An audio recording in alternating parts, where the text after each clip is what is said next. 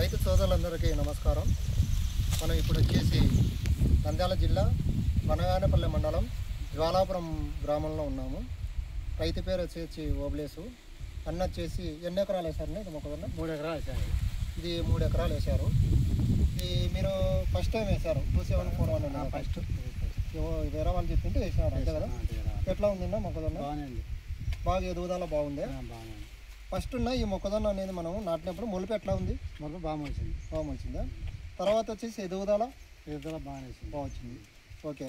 ఇంకోటి వచ్చేసి ఈ కంకులు అనేది మీరు చూసినారు కదా, కంకులు ఇవి సరి సమానమైన కంకులు వస్తాయి. జంపు ఒకటే లెవెల్ వస్తాయి అన్నమాట. లోపల కూడా చూడాలి అట్లా ఇవి ఊరే కొద్దీ సరి సమానమైన కంకులు వస్తాయి అన్నమాట. ఈ సరి సమాన కంకులు రావడం వల్ల ఏంటంటే దిగుబడి అనేది ఎక్కువ వస్తుంది. రెండోది వచ్చేసి గింజ అనేది దబ్బ గింజ ఉంటుంది. అంటే మార్కెట్లో అనేది దబ్బ గింజ ఉండి కలర్ ఉంటేనే మనం మార్కెట్ జరిగేది, అంతే కదా? కాబట్టి దబ్బ గింజ ఉంటుంది. ఇంకోటి వచ్చేసి లోపల అనేది బెండ్ అనేది ఒకటి ఉంటుంది, మీకు ఐడియా ఉంటుంది. ఆ బెండ్ అనేది సన్నగా ఉంటుంది.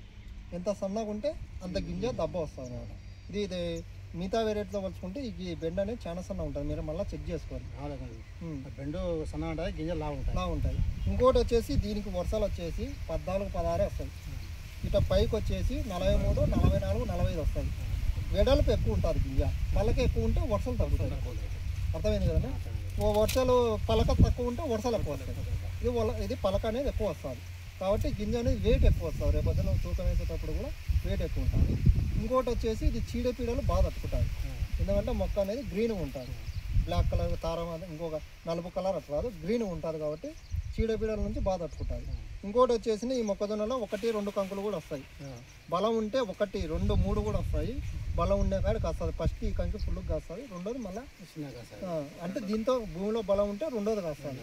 ఇది ఈ వెరైటీ ఎందుకంటే మీరు ఒక 10 బస్తాలు మంది వేస్తే ఆ 10 బస్తాల్లో ఎంతవరకు మొక్క తీసుకుంటుందో మీకు తెలియదు. వేరే దానికి ఒక కంకి వస్తుంది.